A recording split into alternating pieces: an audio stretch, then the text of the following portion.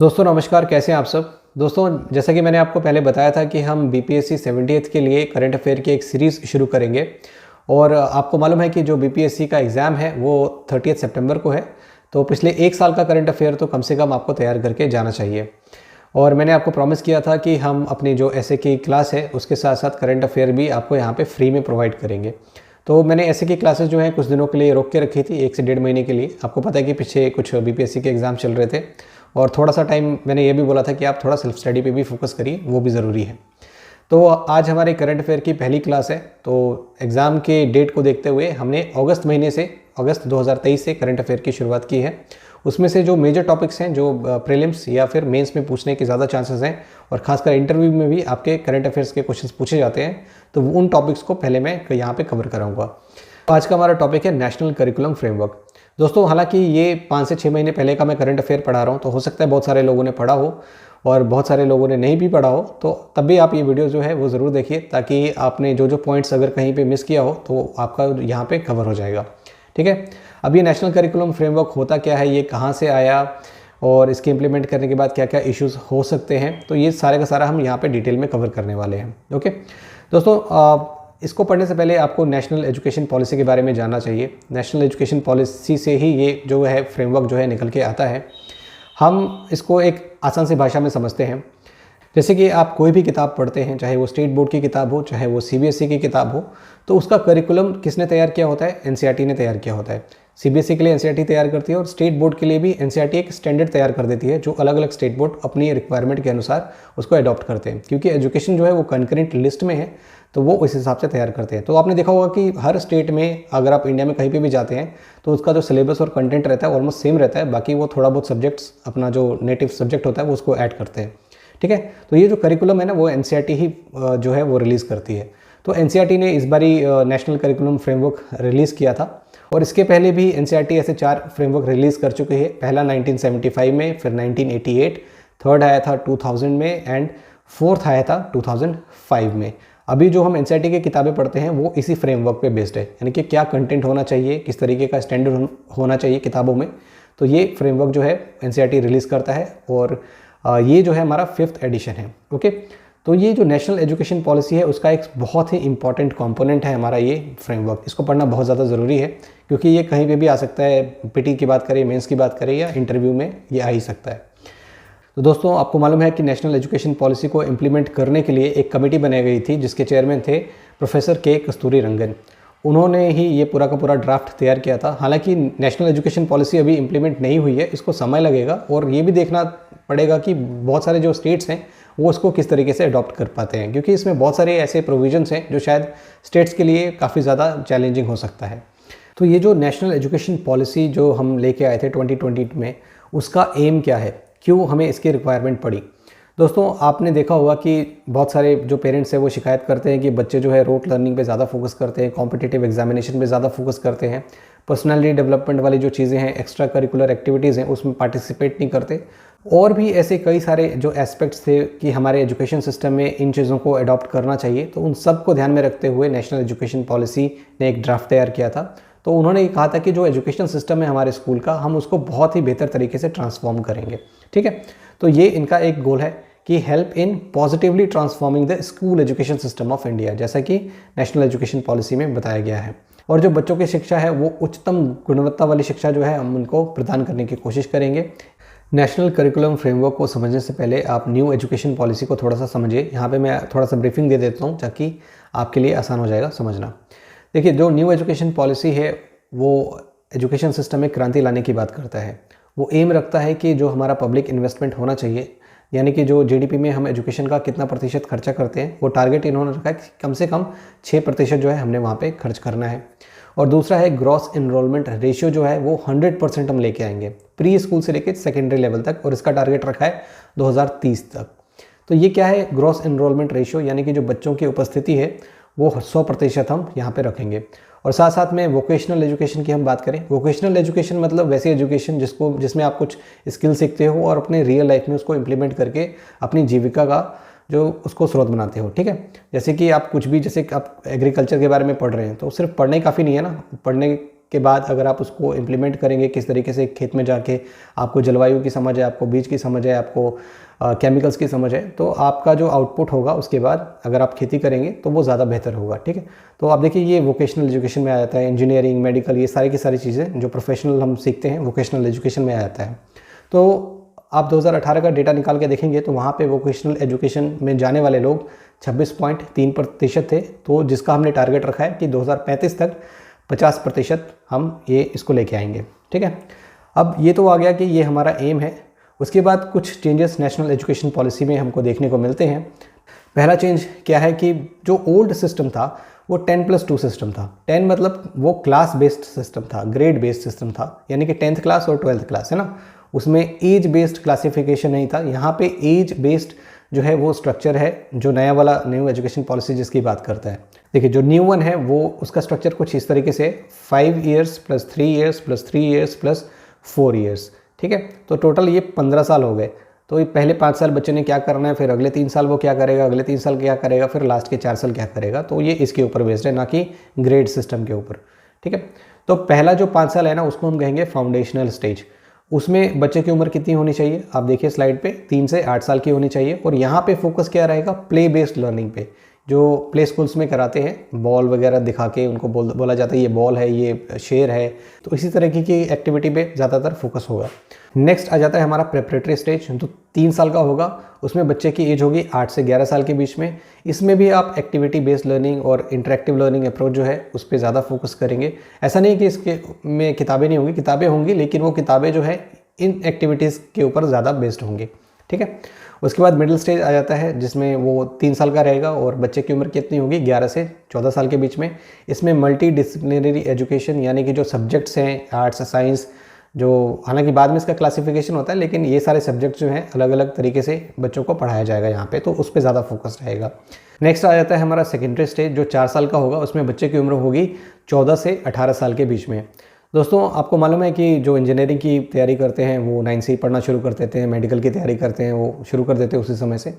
हालांकि वो सभी सब्जेक्ट्स पढ़ते हैं, लेकिन उनका फोकस ज़्यादातर साइंस पे रहता है। लेकिन 10+2 सिस्टम में क्या होता है कि 10th तक एकदम आपका सिलेबस कैसा रहेगा, और 10th के बाद अब सीधे जाएंगे तो सिलेबस जो है उसे 4 गुना ज़्यादा मिलता है। तो बहुत सारी चीज़ें जो है 10th के बाद बदल जाती है। इसमें कंटिन्यूटी लाने की बात करी गई है, और इसमें ये कहा गया कि जो स्पेशलाइजेशन है वो हम 14 साल की उम्र से ही बच्चों को इस तरीके से एजुकेशन देंगे ताकि वो फील करें कि वो जो भी करना चाहते हैं वो स्पेशलाइजेशन उनको उसी एज से मिलना शुरू हो जाए। कैसे, हम वोकेशनल एजुकेशन की बात हम करेंगे बाद में, वो हम देखेंगे। ठीक है, तो सब्जेक्ट्स को चूज़ करने में भी फ्लेक्सिबिलिटी है। वो क्या क्या सब्जेक्ट्स हैं वो भी हम देखेंगे। एक जो सबसे इम्पॉर्टेंट चीज़ है न्यू एजुकेशन पॉलिसी में वो है मीडियम ऑफ इंस्ट्रक्शन। दोस्तों जो बच्चे अपने घर, समाज में, आसपास में जिस भाषा में बात करते हैं, जितना ज़्यादा वो कंफर्टेबल होते हैं, हो सकता है वो स्कूल में जाके इंग्लिश या कोई और भाषा अगर उसमें पढ़ाया जाए तो वो उतना कंफर्टेबल फील ना करें, क्योंकि उनको तो वो कंटेंट समझना है और उस कंटेंट को समझने से पहले उनको वो भाषा भी सीखनी है, तो उनके लिए वो बड़ा चैलेंजिंग हो जाता है। इसलिए ये ध्यान दिया गया है कि बच्चों को एटलीस्ट 5वीं क्लास तक मदर टंग में ही, जो उनकी मातृभाषा है, जिनका इस्तेमाल वो अपने घरों में या आसपास में करते हैं, उसी भाषा में उनको पढ़ाने की व्यवस्था की जाए। और हो सके तो इसको बढ़ा के हम क्लास 8th तक लेके जा सकते हैं। ठीक है, तो ये बहुत ही अच्छी चीज़ है, क्योंकि ऐसा जो है वो APJ अब्दुल कलाम भी बोलते थे कि मदर टंग में पढ़ाना बहुत ज़्यादा ज़रूरी है बच्चों को, ताकि वो चीज़ों को ज़्यादा अच्छी तरीके से समझ पाएंगे। तो इससे इंपॉर्टेंट ये है ना कि अंडरस्टैंडिंग जो है वो ज़्यादा बेहतर होती है, कॉग्निटिव डेवलपमेंट होता है, और जो हम सीखते हैं वो ज़्यादा देर तक वो मेमोरी जो है मेमोरी में रह जाता है, क्योंकि वो हमारी मातृभाषा में सीखी गई चीज़ है तो हम उसको भूलते नहीं हैं। फॉरेन लैंग्वेज में हो सकता है कि वो लैंग्वेज समझने में ही हमारा सारा का सारा ध्यान रहा हो और कंटेंट हमने सीखा नहीं हो। देखिए, अभी मैं जब आपको स्टेजेस के बारे में पढ़ा रहा था तो सेकेंडरी स्टेज में जो 14 से 18 साल के बच्चों के लिए मैंने स्पेशलाइजेशन की बात की थी, तो यहाँ पे स्पेशलाइजेशन यही है कि वोकेशनल एजुकेशन को इसमें ऐड करने की बात की गई है सेकेंडरी स्कूल लेवल से ही। तो इससे क्या होगा कि जो प्रैक्टिकल स्किल्स है ना बच्चों की, जो वो थ्योरी में पढ़ते हैं, वो निखर के सामने आ जाएगी। ओके, तो ये है कि holistic and multi disciplinary education की बात करता है न्यू एजुकेशन पॉलिसी। अब असेसमेंट में क्या, आपको पता है कि पहले क्या होता था कि हम टेस्ट देते थे, मार्क्स हमको मिल जाते थे टीचर से और वेरी गुड, एक्सीलेंट में हम खुश हो जाते थे। लेकिन अभी असेसमेंट उस तरीके से नहीं किया जाएगा, क्योंकि मार्क्स के बेस पे किसी को हम रैंक नहीं कर सकते कि क्या इंटेलिजेंट है, कौन बच्चा आगे चल के क्या बनेगा। आपने देखा होगा कि बहुत सारे एवरेज बच्चे कहाँ निकल जाते हैं, जो फेलियर्स होते हैं बैक बेंचर्स, वो भी लाइफ में बहुत कुछ अच्छा कर पाते हैं। लेकिन अगर वो स्कूल में थे तो उनको टीचर किस तरीके से डीमोटिवेट कर देते थे कि भाई तू, तेरा कुछ भी नहीं हो सकता क्योंकि तू तो है ही डल। लेकिन वो बहुत अच्छा करते हैं, लेकिन बहुत पढ़ने वाले बच्चे भी पीछे रह जाते हैं। तो यही है कि मार्क्स जो है वो किसी का ग्रोथ और करियर डिसाइड नहीं करता है। तो उस चीज़ को ध्यान में रखते हुए इन्होंने जो फोकस है हमारा एजुकेशन सिस्टम का, रोट लर्निंग, जो रट्टा मारने वाली चीज़ें थी, एग्जामिनेशन में बहुत अच्छे मार्क्स आने चाहिए, वहाँ से हटा के हम उसको क्या करेंगे, कॉम्पिटेंसी बेस्ड, यानी कि आप ज़िंदगी में क्या कर सकते हो, आपके अंदर क्या टैलेंट है, उस टैलेंट को आप पहचान के आप उस स्किल को अडॉप्ट करो और फिर आप बेहतर परफॉर्म कर पाओगे अपनी लाइफ में, ठीक है। और इसके लिए कंटिन्यूस असेसमेंट की भी बात की गई है। असेसमेंट कैसा दोस्तों, इसमें एक मॉड्यूलर लर्निंग की बात की गई। मॉड्यूलर लर्निंग क्या होती है कि जैसे मान लीजिए कि अगर आप साइंस का सब्जेक्ट अगर आप लेते हैं तो आपने साइंस में हो सकता है कि आपको 2 चैप्टर ईजी लगे, 1 चैप्टर मुश्किल लगे और 1 चैप्टर बहुत ही मुश्किल लगे। और उस चैप्टर जो आपको बहुत ज़्यादा मुश्किल लग रहा है उसके चलते आपका हो सकता है कि आपका पूरा एग्जामिनेशन जो है वो ख़राब हो जाए। आपको लगेगा कि नहीं, मुझे कुछ भी नहीं आता है, मैं शायद साइंस पढ़ ही नहीं सकता या कुछ नहीं कर सकता। तो आपका ध्यान भी उस सब्जेक्ट की तरफ इतना नहीं जाएगा। अब यहाँ पे ट्रिक ये है कि इन्होंने जो सब्जेक्ट की डिफ़िकल्टी लेवल है उसको मॉड्यूल्स में जो है डिवाइड कर दिया गया है। अब इसको ऐसे समझिए कि एक लेवल है थोड़ा ईजी, उसका अगला लेवल है थोड़ा सा उससे टफ़, उसका अगला लेवल है उससे ज़्यादा टफ़। तो अगर आपको एग्ज़ाम देना है ना तो आप एक मॉड्यूल का एग्ज़ाम दे सकते हैं। तो यानी कि आप वो मॉड्यूल पास कर लेंगे जो बाकी बच्चे भी पास करें, दूसरा मॉड्यूल भी पास कर लेंगे जो बाकी बच्चे भी पास कर लेंगे। तो इससे क्या होगा कि आपके अंदर कॉन्फिडेंस डेवलप होगा, क्योंकि you are passing, you are not failing, है ना। तो आपके अंदर एक मोटिवेशन मिलेगा कि नहीं, मैंने इतना किया है, मैं आगे भी कर सकता हूँ। तो ये जो मॉड्यूलर लर्निंग है ये एक अच्छा अप्रोच जो है वो लेके आ रहे हैं, ठीक है। तो यहाँ पे है कि आपका कंटिन्यूस असेसमेंट किया जाएगा उस तरीके से, क्योंकि पहले के एग्जामिनेशन क्या होता था कि वो मार्किंग सिस्टम पे ज़्यादा बेस्ड था कि हमने इतने नंबर दे दिए, हो गया काम खत्म। लेकिन अब ऐसा नहीं है, स्टूडेंट की अंडरस्टैंडिंग कैसी है उसको हम इवेलुएट करेंगे, उसकी स्किल्स कैसी है और साथ साथ में उसका जो नॉलेज है टाइम के साथ साथ कितना ज़्यादा डेवलप होता है। जैसे मैंने आपको बताया कि मॉड्यूलर लर्निंग में क्या होता है कि आपके जो लेवल्स है वो आप सीखते कैसे हो उस लेवल्स के अकॉर्डिंग, ठीक है। तो उसमें ज़्यादा स्कोप रहता है लर्निंग करने का। और इसके लिए हम क्या करेंगे, एक परख की स्थापना करेंगे। जो नेशनल असेसमेंट सेंटर है उसका नाम है परख। इसका फुल फॉर्म है performance assessment review and analysis of knowledge for holistic development. अभी तक हमने स्कूल सिस्टम तक देखा था कि 18 साल की उम्र तक बच्चों को क्या करना चाहिए, अब उसके आगे का क्या, हायर एजुकेशन में हमें किस तरीके के रिफॉर्म्स लेके आने चाहिए। दोस्तों अगर आप ग्रेजुएशन करते हैं, अगर आज के टाइम में भी, तो 3 साल का ग्रेजुएशन होता है। आपको पूरा ग्रेजुएशन करने के बाद ही सर्टिफिकेट दिया जाता है। लेकिन इसमें ऐसा है कि आप 1 साल के बाद भी अगर आप छोड़ना चाहें और किसी और सब्जेक्ट में जाना चाहें तो आप जा सकते हैं, आपके पास ऑप्शन है। और उस 1 साल का आपको अलग से डिप्लोमा भी दिया जाएगा। यानी कि ग्रेजुएशन आपकी 3 साल की रहेगी और 1 साल में अगर आपने आर्ट्स से किया तो वो निकल गया। फिर अगर आप अगले 2 साल साइंस से पढ़ना चाहते हैं तो वो भी आप साइंस लेके पढ़ सकते हैं, ठीक है। तो आपको पिछला तो आपको मिलेगा डिप्लोमा, साथ में 2 साल का आपको अलग से डिप्लोमा और सर्टिफिकेट पूरा ग्रेजुएशन का आपको दिया जाएगा। तो इसमें क्या है कि जो अंडर ग्रेजुएट एजुकेशन सिस्टम है उसमें बहुत सारे एग्जिट ऑप्शन है कि आप यहाँ से निकल के आप कोई भी सब्जेक्ट लेके पढ़ सकते हो। और लेकिन अब इसको लाने की ज़रूरत क्यों पड़ी थी, क्योंकि दोस्तों ऐसा देखा गया है कि बहुत सारे बच्चे गरीबी के कारण या किसी चीज़ के कारण एजुकेशन को बीच में छोड़ देते हैं, तो वो अपना एजुकेशन जो है कभी भी किसी भी समय कंटिन्यू कर सकते हैं। अब एक चीज़ इसमें और है कि जैसे टेक्निकल एजुकेशन के लिए जो रेगुलेटरी बॉडी है वो AICTE है, वहीं यूनिवर्सिटी को रेगुलेट करने के लिए UGC है। अगर आप बात करेंगे कि जो कंप्यूटर्स को के जो इंस्टीट्यूट्स हैं उनको रेगुलेट कौन करता है, मिनिस्ट्री ऑफ कॉर्पोरेट अफेयर्स। तो अलग अलग रेगुलेटरी बॉडीज़ हैं जो अलग अलग इंस्टीट्यूशंस को रेगुलेट करती हैं। इसमें बोला गया है कि नहीं, इन सबको हटा दो, अब एक रेगुलेटरी बॉडी होगी जिसका नाम होगा HECI, higher education commission of India.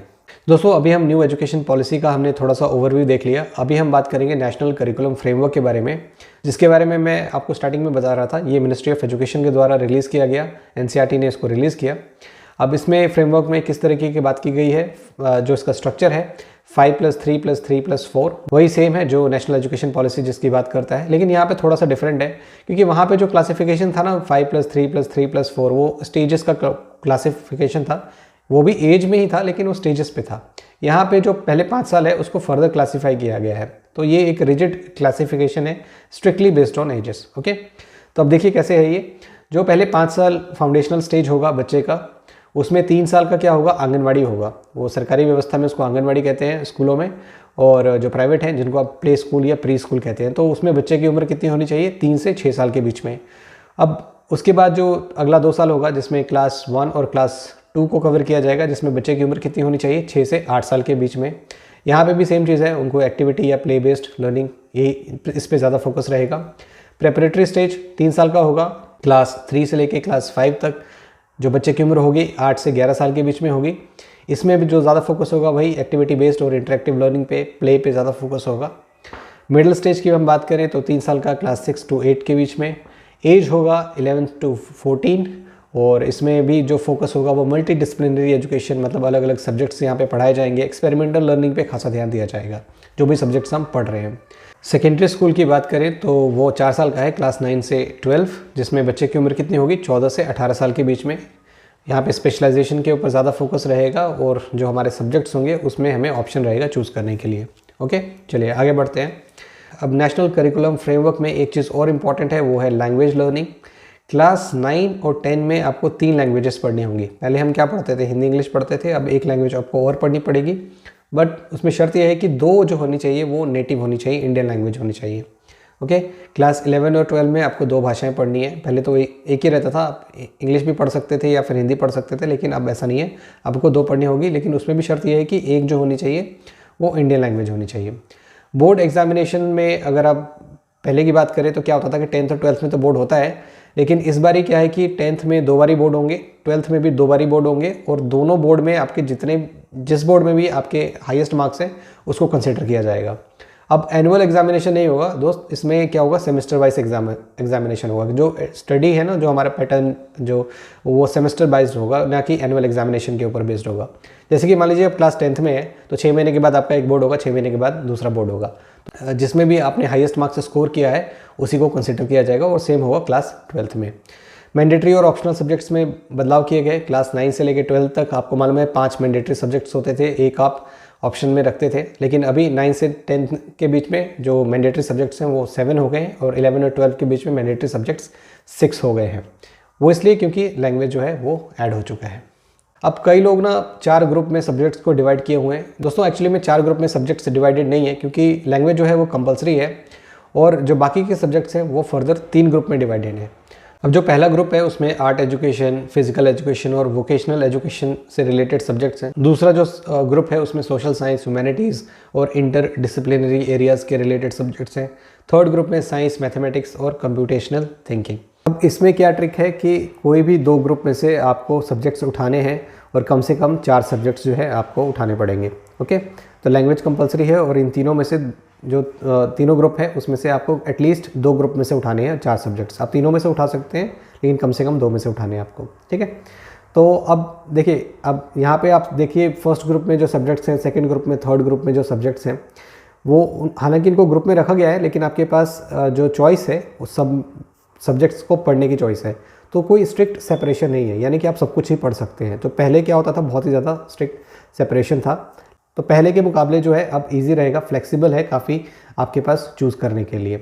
Environmental education पे खास कर ध्यान दिया गया है, जो बहुत ज़्यादा ज़रूरी है, और शुरुआती के दौर से ही जो हमारी स्कूलिंग सिस्टम है वहाँ से एनवायरमेंटल इश्यूज़ के ऊपर बच्चों को जागरूक किया जाएगा, और सेकेंडरी स्टेज से इसके लिए खास व्यवस्था की गई है एनवायरमेंट स्टडी के लिए। अब इसमें एक चीज़ और भी इंपॉर्टेंट है, आपने एंशिएंट फिलोसफर्स के बारे में पढ़ा होगा, जैसे चाणक्य के बारे में पढ़ा होगा और नागार्जुन के बारे में पढ़ा होगा। वहीं आपने डॉक्टर्स के बारे में पढ़े होंगे, चिकित्सक के बारे में, सुश्रुत, चरक, साइंटिस्ट के बारे में आपने पढ़ा होगा, आर्यभट्ट के बारे में, ब्रह्मगुप्त के बारे में, और वहीं आपको उन सब की डिस्कवरीज के बारे में पता होगा, लेकिन उनके मेथड के बारे में, उनके सिद्धांत के बारे में आपको पता नहीं होगा। तो वो किस मेथड से उन्होंने, जैसे फॉर एग्जांपल पाई की वैल्यू की खोज की, धरती से चंद्रमा की दूरी को बताया, ग्रेविटेशन की खोज की, वो सर्जरी में किस तरीके के इक्विपमेंट्स का यूज़ करते थे, क्या क्या वो आयुर्वेदा में इसके प्रोविजंस है, तो वो सारी की सारी इसमें इंक्लूड करेंगे, उनके बारे में बताया जाएगा, उन सब्जेक्ट्स के बारे में डिटेल में पढ़ाया जाएगा। ये बहुत ही अच्छी चीज़ है, क्योंकि जो हमारे एंशिएंट इंडियन लेजेंड्स हैं जिन्होंने अपनी छाप छोड़ी है इस फील्ड में, उनके बारे में पढ़ना जानना एक बहुत ही सराहनीय कदम है। अगला आता है कि वोकेशनल एजुकेशन के बारे में मैं आपको बता रहा था कि वो सेकेंडरी स्कूल से उसको ऐड कर दिया जाएगा। अब उसमें किस तरीके का वोकेशनल एजुकेशन है उसको 3 पार्ट में डिवाइड किया गया है। पहला है लाइफ फॉर्म में, तो उसमें एग्रीकल्चर और एनिमल हस्बेंड्री जैसे सब्जेक्ट्स शामिल किए गए हैं। दूसरा है मशीन्स और मटेरियल्स के बारे में। तीसरा है ह्यूमन सर्विसेज के बारे में। ह्यूमन सर्विस जैसे कोई डॉक्टर है, इंजीनियर है, यानी कि या फिर IT प्रोफेशनल है, वो अपनी सर्विसेज दे रहा है, जिसने वो स्किल सीखी है, सॉफ्ट स्किल, वो उसको लोगों को दे रहा है और उसका भला कर रहा है, तो उसी को हम ह्यूमन सर्विस कहते हैं। ठीक है, तो ये सारे के सारे वोकेशनल एजुकेशन है जो सेकेंडरी स्कूल से दिए जाएंगे और इसके 3 पार्ट्स हैं, वो मैंने आपको यहाँ पे बता दिए।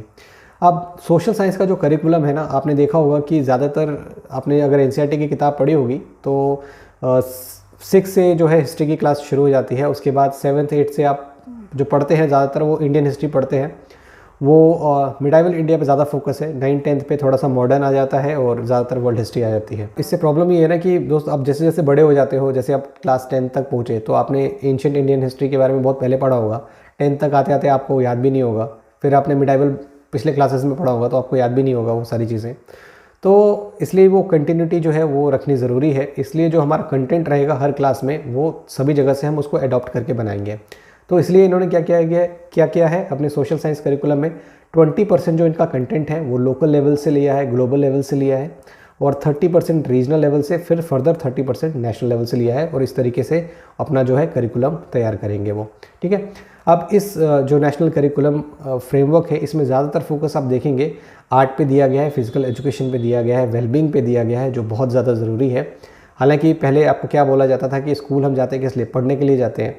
आर्ट वगैरह के लिए आपको अलग से क्लास लेनी पड़ती थी, या वेलबींग के लिए आप जिम जाते थे, कहीं पे आप योगा की क्लासेस अलग से लेते थे। अब इस सब की इंपॉर्टेंस को समझते हुए उसको स्कूलिंग सिस्टम में अडॉप्ट करने की कोशिश करने की बात कही गई है। ये तो हमने देख लिया उसमें क्या क्या बातें निकल के आई। हालांकि डॉक्यूमेंट बहुत बड़ा है, 600 पेजेस का डॉक्यूमेंट है, हमको सब पढ़ने की ज़रूरत नहीं है, हमने उसमें पीएचडी नहीं करनी है। जो इंपॉर्टेंट चीज़ें थी मैंने आपको बता दी, और इससे ज़्यादा आपको कुछ नहीं पढ़ना है। ठीक है, अब हम देख लेते हैं कि कंसर्न्स क्या हैं इसके लिए। दोस्तों, आपको मालूम है कि एजुकेशन जो है वो कंकरेंट लिस्ट में आता है, यानी कि जितना योगदान पॉलिसी मेकिंग में सेंटर का होता है उतना ही योगदान राज्य सरकारों का भी होता है, कंसिडरिंग कि उनकी जो लोकल इश्यूज़ क्या हैं उनको ध्यान में रखते हुए। तो अगर सेंटर ही सब कुछ कर रहा है तो फिर स्टेट का जो ऑटोनॉमी है कहीं ना कहीं वो जाता हुआ दिखता है। तो ये जो फेडरल स्ट्रक्चर का एक प्रिंसिपल है वो उसके विपरीत जा रहा है। ये ऐसा कंसर्न इसमें पहला हमको देखने को मिलता है। दूसरा चीज़ ये है कि इसमें बिल्कुल ही ट्रांसफॉर्मेशन की बात की गई है। एक तरीके से आप पुराना जो करिकुलम है उसको बदल के बिल्कुल नया करिकुलम ला रहे हो, किताबों में बदलाव आएंगे, कंटेंट में बदलाव आएंगे, उसके लिए अलग आपको टेक्नोलॉजी का अडॉप्शन होगा। तो बहुत ज़्यादा खर्चीला भी काम है और बहुत ज़्यादा चैलेंजिंग है। हालांकि ये इम्प्लीमेंट कैसे किया जाएगा वो भी देखने वाली बात है, क्योंकि अलग अलग राज्य सरकार जो है वो इसके ऊपर किस तरीके से पेश आते हैं। आपको मालूम है कर्नाटक जो है उन्होंने मना कर दिया कि हम न्यू एजुकेशन पॉलिसी को अपने राज्य में नहीं लागू करेंगे। अब प्रॉब्लम ये है कि अगर वो वहाँ का बच्चा अगर वो कर्नाटक से पढ़ के फिर अगर वो सीबीएसई बोर्ड में आ जाता है तो उसके लिए बहुत ज़्यादा प्रॉब्लम हो जाएगी, क्योंकि वो जो कंटिन्यूटी जो न्यू एजुकेशन पॉलिसी बात करती है कि स्टूडेंट के लाइफ में रहनी चाहिए, लर्निंग की कंटिन्यूटी, वो ब्रेक हो जाएगी। ये प्रॉब्लमेटिक है। अगर राज्य सरकारें इसको इम्प्लीमेंट ना करें और ये अच्छे तरीके से इम्प्लीमेंट ना किया जाए तो बहुत सारे चैलेंजेस हमको देखने को मिल सकते हैं। दूसरा ये है कि आपने देखा कि भाषा जो है वो कंपलसरी हो गई है, तो लैंग्वेज टीचर्स को खोजना भी एक चैलेंज का टास्क होगा। अभी बिहार में आपने देखा होगा कि संस्कृत के टीचर्स जो थे उनकी पोस्ट वैकेंट चले गए, तो ये भी था कि लैंग्वेज टीचर्स जो है ढूंढना बहुत ही ज़्यादा चैलेंजिंग हो जाएगा। दूसरा ये है कि जो आपने जितने ज़्यादा डिसिप्लिन्स वोकेशनल एजुकेशन की बात आप कर रहे हैं, आप बात करें अलग अलग सब्जेक्ट्स की, तो इतने ज़्यादा सब्जेक्ट्स हैं, इतनी ज़्यादा डिसिप्लिन्स हैं, क्या ये हर इंस्टीट्यूशन, हर स्कूल, हर गांव, हर राज्य इन सब चीज़ों को इतनी आसानी से प्रोवाइड कर सकता है? कहीं ना कहीं उनकी लिमिटेशंस भी तो हैं, इतना ज़्यादा पैसा वो खर्च ना कर पाए, हो सकता है। तो ये सारे जो रिसोर्स कंस्ट्रेंट्स हैं, चाहे मैन पावर की बात करें, इंफ्रास्ट्रक्चर की बात करें, तो ये सब उनको देखने को मिल सकता है। दूसरी चीज़ है कि जो एजुकेशनल अपॉर्चुनिटीज़ हैं उसके ऊपर ये इम्पैक्ट कैसे क्रिएट करेगा। दोस्तों, मैंने आपको बताया था कि जब हम इंजीनियरिंग की पढ़ाई करते हैं तो साइंस पे ज़्यादा फोकस रहता है, मेडिकल की पढ़ाई करते हैं 9 से उस पर ज़्यादा फोकस रहता है, और 10th के बाद हम आर्ट्स को छोड़ के सिर्फ वहाँ पे चले जाते हैं। क्यों? क्योंकि हम उस सब्जेक्ट्स में ज़्यादा टाइम स्पेंड करते हैं, हमें उसमें ज़्यादा स्पेशलाइजेशन की ज़रूरत पड़ती है। लेकिन यहाँ पे ऐसा सिस्टम नहीं है, यहाँ आपको सभी सब्जेक्ट्स पढ़ने हैं और बराबर के मार्क्स वहाँ पे अलॉटेड है। तो यहाँ पे ये इम्पैक्ट पड़ सकता है कि जो स्पेशलाइजेशन आनी चाहिए किसी एक पर्टिकुलर सब्जेक्ट्स में, तो वो शायद उसको इम्पैक्ट कर सकता है। ठीक है, तो अलग अलग क्योंकि करियर पाथ है तो अलग अलग सब्जेक्ट्स लोग पढ़ते हैं, लेकिन यहाँ पे तो आपको सब कुछ पढ़ना है, तो शायद ये भी एक चैलेंजिंग इशू हो सकता है। दोस्तों, मेंस में जब भी कोई पॉलिसी आती है तो आपको उसके ऊपर कमेंट करना पड़ता है, उसकी अच्छी चीज़ें क्या हैं, बुरी चीज़ें क्या हैं। अब ये नहीं कि अगर आप किसी पर्टिकुलर पॉलिटिकल पार्टी के सपोर्टर हैं, उन्होंने जो भी पॉलिसी बनाई आप आंख बंद करके हाँ नहीं सब ठीक है। तो मेंस में इस तरह का एटीट्यूड नहीं चलेगा, आपको उसकी बाल की खाल निकालनी पड़ेगी, उसके नेगेटिव और पॉजिटिव दोनों चीज़ों को देखना पड़ेगा। नेगेटिव चीज़ें अगर आप देखते हैं तो वे फॉरवर्ड आप क्या सजेशन देते हैं, ये भी आपको देखना पड़ेगा। तो वे फॉरवर्ड की हम बात कर रहे थे दोस्तों। इस एजुकेशन पॉलिसी को लाने का सबसे बड़ा मकसद ये है कि जो स्टूडेंट की लर्निंग कैपेबिलिटी है वो इंक्रीज़ होती रहे और इसके साथ साथ जो भी उसने सीखा है उसमें कंटिन्यूटी रहे, उसमें कहीं ब्रेक ना हो। अब जैसे कि मैं एक एग्जांपल के तौर पे समझाता हूँ कि आप इंजीनियरिंग के स्टूडेंट हैं, कॉलेज में पढ़ते हैं, आपको C++ पढ़ाया जाता है, तो आपको बहुत ज़्यादा तकलीफ़ हो जाएगी उस समय वो नया लैंग्वेज सीखने के लिए। लेकिन वहीं बहुत सारे बच्चे जो हैं वो अगर वो स्कूल से या कहीं बाहर से सीख के आए हैं, वो फटाफट ही उस चीज़ को अडॉप्ट कर लेते हैं, तो उनका जो परफॉर्मेंस है वो बहुत ही ज़्यादा बेहतर होता है और आप जो हो सकता है कि उनके मुकाबले कम उतना अच्छे तरीके से परफॉर्म ना कर पाए। तो यही चीज़ है कि वोकेशनल एजुकेशन 9th क्लास से ही शुरू कर दी गई है। इवन कि उसके पहले भी प्रैक्टिकल अप्रोचेस जो हैं वो हम एजुकेशन में लेके आएंगे। अब वही चीज़ है कि दोस्त, अगर आप कॉलेज में जाएंगे, अगर आपने टेक्निकल कोई चीज़ आपको बताई जाएगी तो ये रहेगा कि हाँ मैंने 9th में भी 8th में भी ये सब चीज़ें पढ़ी हैं। याद करिए मैंने आपको बताया था कि वोकेशनल एजुकेशन जो है वो सेकेंडरी स्टेज है, वहाँ से शुरू कर दिया जाएगा। ठीक है, तो एक इजी ट्रांसफॉर्मेशन रहेगा स्टूडेंट का। वो स्कूल से कॉलेज जब जाएंगे तो वो चीज़ें उन्होंने उसका बेसिक तो एटलीस्ट अपने स्कूल में कवर किया ही होगा। एक चीज़ और है कि दोस्त, जब आपके 10th के रिजल्ट आते हैं और जितने आपके मार्क्स आएंगे उतने ही आपके वैसे ही आपके सब्जेक्ट्स भी डिसाइड किए जाते हैं और इसमें सबसे बड़ा रोल प्ले करते हैं पेरेंट्स। यानी कि अगर 90% के ऊपर है तो चलो जी साइंस ले लो। बच्चे का हो सकता है कि इंटरेस्ट आर्ट्स में हो या कॉमर्स में हो, तो अगर आपके बहुत ही ख़राब मार्क्स हैं तो ये आर्ट्स ही पढ़ सकता है, ये साइंस इसकी बस का नहीं है। तो इस तरीके से जो भेदभाव वाला सिस्टम था वो ख़त्म हो जाएगा क्योंकि सबको सब कुछ पढ़ना है। तो स्टूडेंट के पास भी ये चॉइस होगी कि वो वही पढ़ें जो उनको अच्छा लगता है। ठीक है, अभी स्टूडेंट टू टीचर रेशियो जो है वो भी बढ़ाने की इसमें बात की गई है। मिनिस्ट्री ऑफ एजुकेशन ने एक रिपोर्ट निकाली जिसमें 2010 और 11 का डेटा ये कहता है कि पर 43 स्टूडेंट पे एक टीचर है और हमने उसको इम्प्रूव करके 2020-21 में 26.3 स्टूडेंट पे एक टीचर है, यानी कि उसको कम किया है। तो यानी कि एक स्टूडेंट टीचर के पास अगर जितने कम स्टूडेंट रहेंगे तो उतना ज़्यादा बेहतर होगा। हम इसको फर्दर इम्प्रूव करेंगे। नेशनल करिकुलम फ्रेमवर्क जो है एक टारगेट जो है इनको भी देता है कि आप जो है स्टूडेंट और टीचर का जो रेशियो है उसको आप फर्दर कम करिए। ठीक है, अब दूसरी चीज़ ये है कि जो पब्लिक इन्वेस्टमेंट है वो एजुकेशन पे बहुत ज़्यादा कम है, क्योंकि टारगेट रखा क्या गया था न्यू एजुकेशन पॉलिसी में, वो था कि GDP का 6% जो है वो हमें खर्च करना पड़ेगा। लेकिन जो टोटल एक्सपेंडिचर हुआ है 2020-21 में वो हुआ है 4.64% का। तो टारगेट से ये बहुत ज़्यादा कम है। तो इसको हम कैसे इंप्रूव करेंगे वो भी देखने वाली चीज़ है। तो दोस्तों, आज की क्लास में हमने नेशनल करिकुलम फ्रेमवर्क के बारे में देखा, NCERT ने जो रिलीज़ किया था। आपको ये क्लास कैसी लगी? आप अपना फीडबैक ज़रूर दीजिए और हमें बताइए कि ऐसे कौन से टॉपिक्स हैं जिनके ऊपर आप वीडियो चाहते हैं। हालांकि मैं अपनी तरफ से पूरी कोशिश करूंगा जितने भी इंपॉर्टेंट टॉपिक्स हैं आपको एग्ज़ाम के बहुत ही पहले मैं करा दूं। और जहां तक हमारी ऐसे क्लासेस की बात है वो भी जल्दी शुरू होने वाली है। ठीक है, तो अभी आपको रेगुलर हर से 2 या 3 दिन पे आपको वीडियोस मिलनी शुरू हो जाएंगी। मैंने आपको बताया मैं पहले थोड़ा बिजी था एग्ज़ाम्स के चलते ही, लेकिन अभी का जो टाइम है तो इसमें आपको वीडियोस ज़रूर मिलेंगी। और चैनल को सब्सक्राइब ज़रूर करिए दोस्त, हमारे लिए बहुत ज़्यादा मोटिवेशन मिलता है क्योंकि इस तरह का कंटेंट तैयार करने में पसीने छूट जाते हैं। तो चैनल को सब्सक्राइब करिए, शेयर करिए लोगों के बीच में और बस आप लोगों का प्यार ऐसे ही मिलता रहे और हम ऐसे आगे बढ़ते रहें, आपकी तैयारी अच्छे से चले, यही उम्मीद करता हूँ। मिलेंगे हम नेक्स्ट वीडियो में जल्दी। धन्यवाद, जय हिंद।